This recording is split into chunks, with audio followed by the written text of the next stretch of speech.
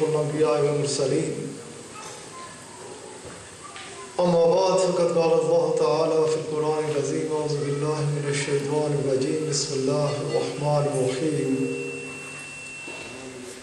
ورفعنا لك ذكرك صدق الله وصدق رسوله النبي الكريم ونحن على ذلك من الشاهدين والشاكرين والحمد لله رب العالمين. تمام تعریف اللہ وحدہ لا شریک کے لیے، اسی کی خاطر اسی کو سجتی ہے، اسی کے لیے لائق ہے کہ جس کے سوا کوئی عبادت کے لائق نہیں. یہ بڑا مہربان ہے، بہت کریم ہے، حد سے زیادہ نوازنے والا، کرم فرمانے والا، توبہ کو قبول فرمانے والا، گناہوں کو معاف فرمانے والا، درجات کا بلند فرمانے والا، بے پناہ شانوں والا بادشاہ، کہ جس کے فضل و کرم کی نہ تو کوئی انتہا تھی، نہ ہے اور نہ ہو سکتی ہے، جس کا فضل اس کے غضب کے اوپر حاوی ہے، جس کے کرم کے ساتھ سارے معاملات مشروط ہیں، کہ جسے وہ دینا چاہے کوئی روک نہیں سکتا اور جسے وہ روک دے کوئی دے نہیں سکتا.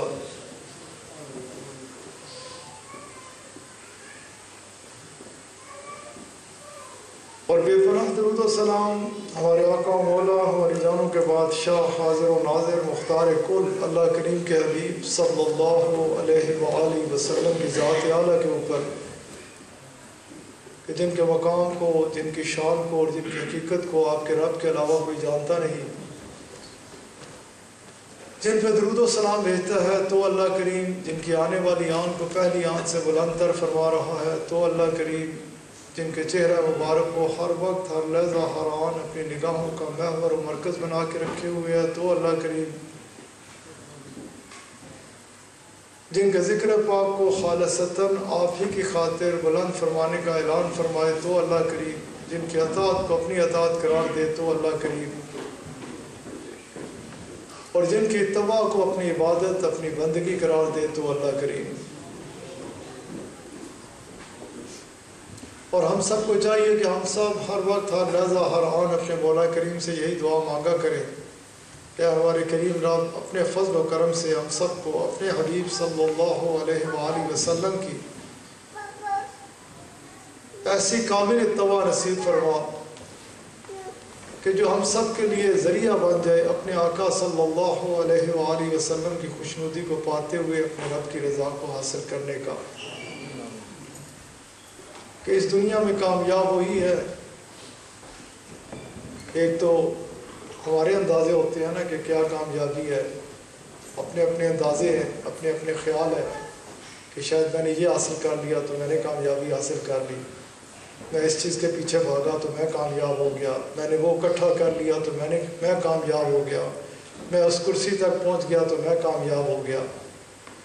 در حقیقت کامیابی نام ہی ایک چیز کا ہے کہ دنیا جس سے ہم سب کو جانا ہی جانا ہے، بندہ اس حال میں گیا کہ اس نے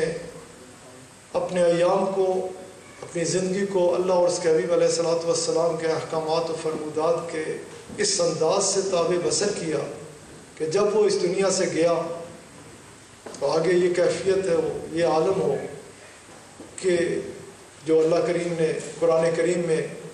فرما رکھا ہے کہ بندہ اس کی طرف جائے تو اس حال میں کہ بندہ اس سے خوش اور رب اس سے خوش. جو بھی بندہ اس دنیا سے اس حال میں گیا کہ اس نے اپنے رب تعالیٰ کی خوشنودی کو حاصل کر لیا، اللہ تعالیٰ اسے خوشی کرے گا، اس کے اوپر انعامات و احسانات کی بارش کرے گا. اللہ تعالیٰ مجھے اور آپ کو اپنی زندگی کے یہ انتہائی مختصر لمحات جو پتہ ہی نہیں چلتا کس وقت گزر گئے، ان سے بس بھرپور استفادہ حاصل کرنے کی توفیق عطا فرمائے. آج اس وقت واقعی جیسے حسان صاحب فرما رہے تھے، پڑھ رہے تھے، لوٹنے کی رات ہے. یہ وہ خوبصورت رات ہے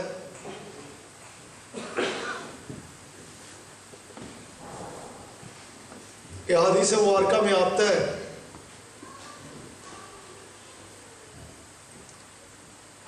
کہ مائی صاحبہ فرماتی ہیں کہ یہی 14 کا دن گزار کے 15ویں شب شعبان المعظم کی کہ جو انتہائی خوبصورت ماہ مبارک ہے اور جس کی نسبت، جس کا تعلق رسول کریم شہنشاہ کل عالم صلی اللہ علیہ وآلہ وسلم کے ساتھ ہے، جس کے بارے میں آپ علیہ الصلوۃ والسلام نے یوں فرما رکھا ہے کہ یہ میرا مہینہ ہے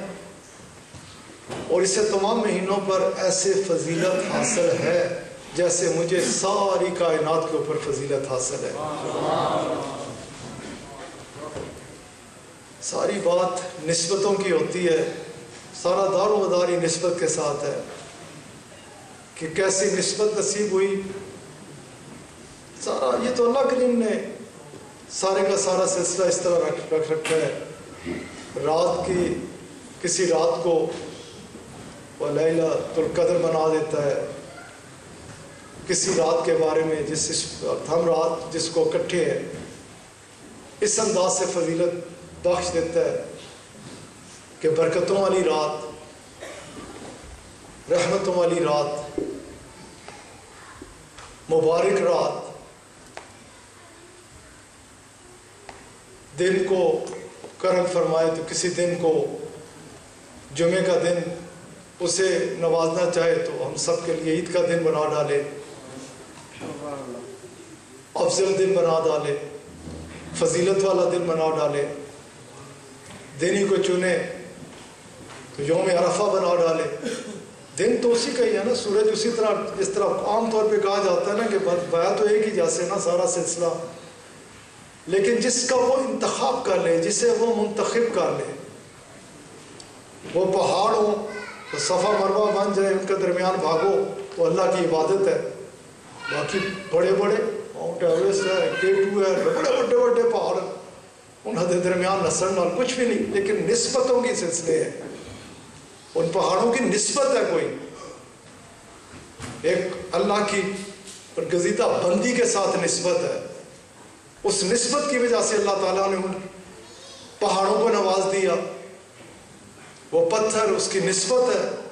جنت کے ساتھ، اللہ کے گھر میں لگا ہوا ہے، اللہ تعالیٰ نے اس کو ایسے کرم کے ساتھ نواز دیا۔ یہ بھی قاری صاحب نے بات کی، اس وقت سوچا تھا کہ میں 2 باتیں اس حوالے سے بھی کروں گا کہ عجیب حال ہے بھائی، اگر لوگ اکٹھے ہو جاتے ہیں، لوگ اس رات کو اپنے رب سے کرم کی بھیک مانگتے ہیں، کچھ بھی نہیں، اگر چلو تم اللہ کے فضل اور اس کے کرم سے میں بات اب آپ سے اس حوالے سے کرنا چلا ہوں کہ اس کا ہے، اس کی بہت بڑی نسبت ہے، بہت بڑا اس رات کے پر اللہ کریم کرم فرماتے ہیں۔ لیکن اگر ایک رات کو لوگ اکٹھے ہوتے ہیں اور ساری رات اللہ تعالیٰ کے آگے آؤزاری کرتے ہیں، اللہ سے اس کے کرم کی بھیک مانگتے ہیں، اور ایک بندہ کھڑا ہو جائے، اللہ تعالیٰ کرم فرماتا ہے 40 بندے کسی کے لیے مغفرت طلب کے لیے کرنے کے لیے، مردے کے لیے آگے اکٹھے کھڑے ہو جائے، اللہ تعالیٰ اس کے گناہ معاف فرما دیتا ہے۔ جتنا تعداد ہو، اللہ تعالیٰ خود فرماتا ہے میری محبت میں، میری یاد میں گروہ اکٹھا ہو جاتا ہے، اس کے کو میری حکم ہے، رحمت کے فرشتے اسے ڈھانپ لیتے ہیں، میں انہیں کرم پہ نوازتا ہوں، انہیں احسانوں سے نوازتا ہوں۔ آپ اس طرف کیوں چل پڑتے ہیں کہ یہ ہے یا نہیں ہے؟ آپ یہ کیوں نہیں سوچتے کہ ایک رات ہے جس میں مختلف مسلمان مختلف جگہوں پہ اکٹھے ہو جاتے ہیں، اس رب کریم سے اس کے کرم کی بھیک مانگتے ہیں، اس سے احسانوں کی بھیک کس سے مانگ رہے ہیں؟ رب کریم سے مانگ رہے ہیں۔ جو لوگ آپ کو اس سے روکنے کی کوشش کریں، آپ لوگ خود بھی کچھ تو اپنے شعور کو استعمال کیا کیجئے کہ اس میں برائی ہے کیا، کون سی ایسی چیز ہے جس کے اوپر انگلی اٹھائی جا سکے۔ لوگوں